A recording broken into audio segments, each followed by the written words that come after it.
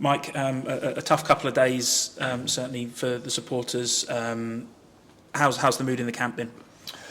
Yeah, it's been a tough couple of days for everyone, I think, and we have got all our focus back. And in terms of, it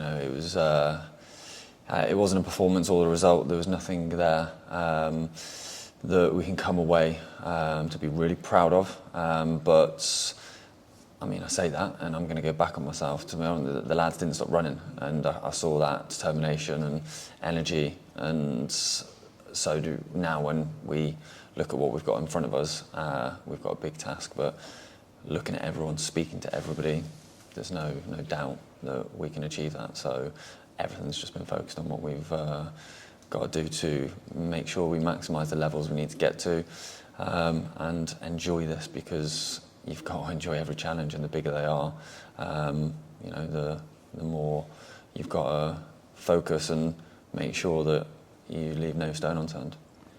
In performances like we saw on Tuesday night, is there an element of for you pushing it to one side and saying it wasn't anything like an MK Dons performance, and almost not going back over it with a fine-tooth comb, or do you have to do that to try and make sure you don't make those mistakes again?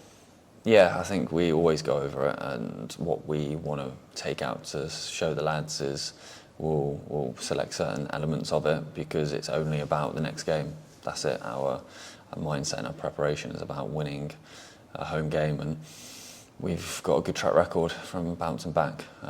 This is a unique situation because our whole season's resting on one game, so the stakes are the highest they possibly could be in a season. So that's the mentality. But we certainly look back, and we've got to make sure that we do everything we possibly can to turn up and be the best version of ourselves. The playoffs do have that cup final feel with every game, don't they? But as you said, this is the absolute must-win now. Yeah, and there's no picking no bones about it. We weren't good enough in our first leg away from home, and we have to be good enough at our home leg, and we've shown we've passed the record, like I say, bouncing back from defeats. I know these boys can suffer and use it, so that's the only fuel, and the quality we've got speaks for itself. There's no doubt. When you see the 3-0 deficit, it does leave a mountain to climb, doesn't it? But there have been occasions in the past, in the playoffs, where those deficits have been overturned, and that must give you heart. I said after the game, you can look back at the Liverpool and Sheffield and different, but I just look at these boys, and I look at springs to mind. We lose 5-0, we win 5-0. These boys can suffer. We've got some senior pros in there, and we've got a blend with the young lads, and it really helps shape, and we've got a good chemistry. So for us, our record speaks for itself in that respect. This is unique. This is a whole season's on one game. Of course, the stakes are extremely high. All we can do is control what we can control, and the quality for me inspires me, and the character and the personality that we've seen yesterday coming in, and just channeling everything we can possibly do, and that's what gives me hope. On the injury front, how's Dan Kemp? He was obviously out of the team on Tuesday night.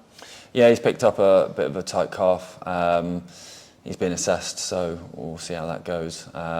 Matty Dennis is training, so it's good. He's obviously been out for a while, but he's back in and around it, and everyone else is as it is.